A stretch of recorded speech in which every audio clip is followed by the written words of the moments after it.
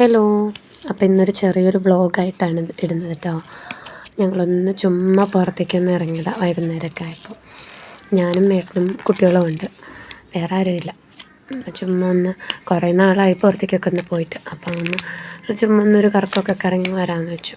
പിന്നെ കുഞ്ഞുവാവയാണെങ്കിൽ ബീച്ചിലെ കൊണ്ടുപോയിട്ടില്ല. കുഞ്ഞുവാവനെ കൊണ്ട് ആദ്യമായിട്ടാണ് ബീച്ച് കാണിക്കുന്നത്. അപ്പോൾ അതിൻ്റെ ഒരു എക്സൈറ്റ്മെൻറ്റും ഉണ്ട്. അവനെങ്ങനെ കരയോ ചിരിക്കോ അതൊന്നും അറിയില്ലല്ലോ. പക്ഷെ അവൻ ഭയങ്കര കരച്ചിലായിരുന്നു.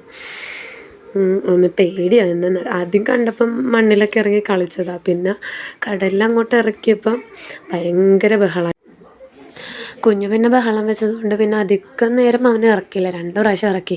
അപ്പം തന്നെ അവൻ ബഹളമായതുകൊണ്ട് പിന്നെ അങ്ങനെ അധികം നേരം ഇറക്കിയില്ല. പിന്നെ ഏട്ടനവനെ എടുത്തുകൊണ്ട് ഇന്ന് കാണിച്ചു കൊടുത്തു. കരച്ചിലായിരുന്നു.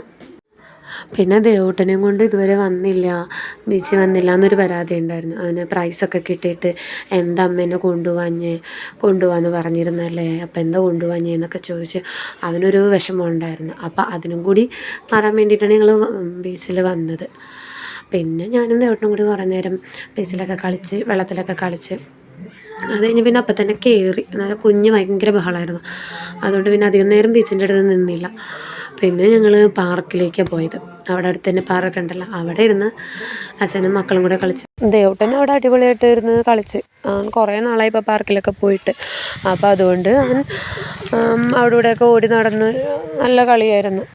അവൻ എൻജോയ് ചെയ്ത് നല്ല കളിയായിരുന്നു. അതിൻ്റെ ഇടയ്ക്ക് ഞങ്ങൾക്കൊരു പണി കിട്ടി. കുഞ്ഞുവാവ മാറിയിരിക്കുകയായിരുന്നു. അവന് മടിയായിട്ട്. അവനല്ലെങ്കിൽ എല്ലാത്തിലും കയറി കളിക്കണതാണ്. എന്നിട്ടിപ്പോൾ കളിക്കണില്ല എന്ന് പറഞ്ഞിട്ട് ഏട്ടനെടുത്തുകൊണ്ട് പോയി മാറ്റിയിരുത്തി. അവിടെ ഇരുന്നപ്പോഴോ കൊച്ചിനൊരു കടന്നൽ വന്ന് കുത്തി കയ്യിൽ.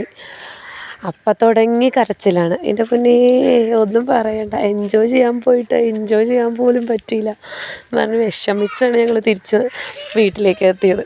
ഒന്നും പറയണ്ട, ഭയങ്കരമായിട്ട് സങ്കടമായിപ്പോയി.